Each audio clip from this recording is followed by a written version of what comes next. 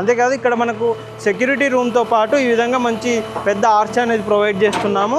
మీకు ఒకసారి ఇంకా ఇన్సైడ్ చూపెడతాను ఏ విధంగా ఉందో ఒకసారి చూద్దాం. చూసారు కదండి, ప్రాజెక్టు మనకు మెయిన్ రోడ్ నుంచి కూడా చాలా కనెక్టివిటీ ఉండే విధంగా ఉంటుంది. ఈ ప్రాజెక్ట్ టోటల్ కనుక చూసుకున్నట్టయితే మనకు 5 ఎకరాలు ఈ ప్రాజెక్ట్ అయితే ఉంటుంది.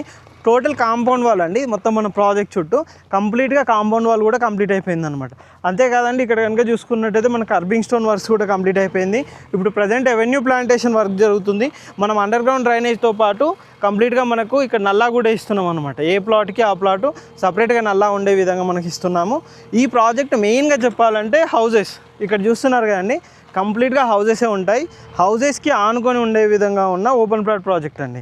మీరు ఇందులో రెడీ టు కన్స్ట్రక్ట్ ఇప్పటికిప్పుడు కూడా మీరు కన్స్ట్రక్షన్ చేసుకొని ఉన్నా కానీ ఇక్కడ నుంచి హైటెక్ సిటీ కనుక చూసుకున్నట్టయితే 35 to 45 minutes మధ్యలో మనం హైటెక్ సిటీ కూడా రీచ్ అవ్వచ్చు. మనకు ORR exit number 5, ORR exit number 4, 4A 3 ఓఆర్ఆర్లు కూడా కనెక్టివిటీ ఉండే విధంగా మనకి ప్రాజెక్ట్ ఉంటుంది. మనకు బీరంగూడ నుంచి కనుక చూసుకున్నట్టయితే 16 నుంచి 18 కిలోమీటర్లు మనకు బీరంగూడ నుంచి ఉంటుంది. మనకు ఓఆర్ఆర్ ఎగ్జిట్ నెంబర్ 5 దుండిగల్ నుంచి కనుక చూసుకున్నట్టయితే 12 kilometers ఈ ప్రాజెక్ట్ అనేది ఉంటుంది అన్నమాట. ఏ విధంగా చూసుకున్నా కానీ మనకు దుండిగల్ ఎయిర్పోర్ట్ కనెక్టివిటీ ఉంటుందండి. అంతేకాదు ఇక్కడ వచ్చేసి మనకు ఆజాద్ ఇండస్ట్రీస్ లిమిటెడ్ అని ఉంది.